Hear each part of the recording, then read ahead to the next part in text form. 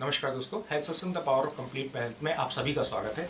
आज हम आपको एक ऐसी छोटी सी क्रिया के बारे में बताने जा रहे हैं जो एसिडिटी, अपच, इंडाइजेशन, गैस और पेट की जितनी सारी समस्याएं हैं उसमें रामबाण काम करती है।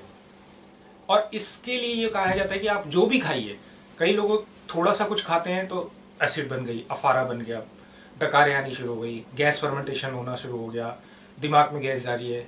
ठीक है, तो ये सारी समस्याएं आपको बिल्कुल नहीं होगी।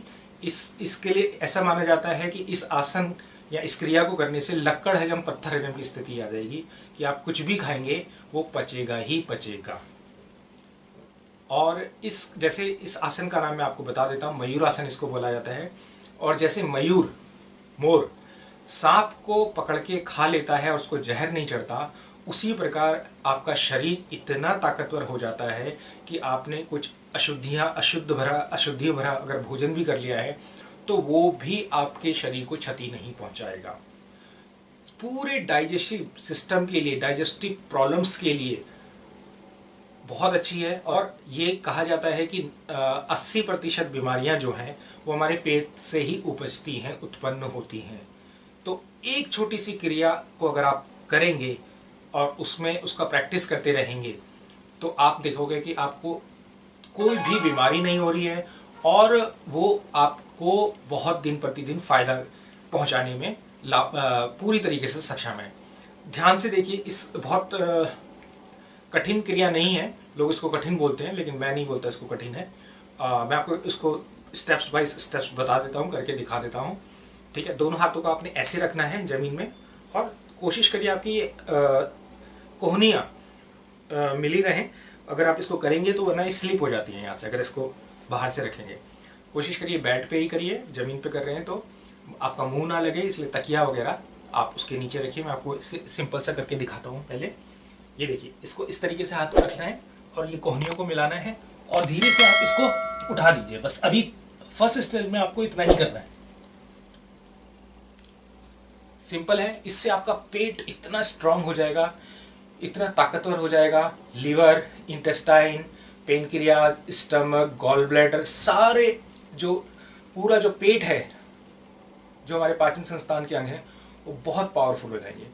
तो सिंपल है, आपने हाथ रखने हैं, कोहनियों को मिला के रखना है, थोड़ा सा उठा लीजिए। कुछ दिन ऐसे ही प्रैक्टिस करिए, उसमें बैलेंस बनाने की कोशिश करिए।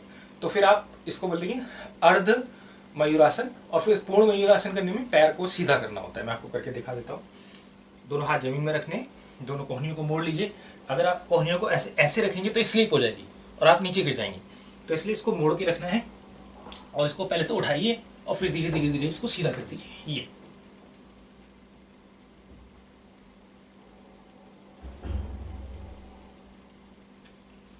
सिंपल क्रिया है और प्रैक्टिस के बाद धीरे धीरे धीरे आप इसको धीरे धीरे बढ़ाते चले जाइए।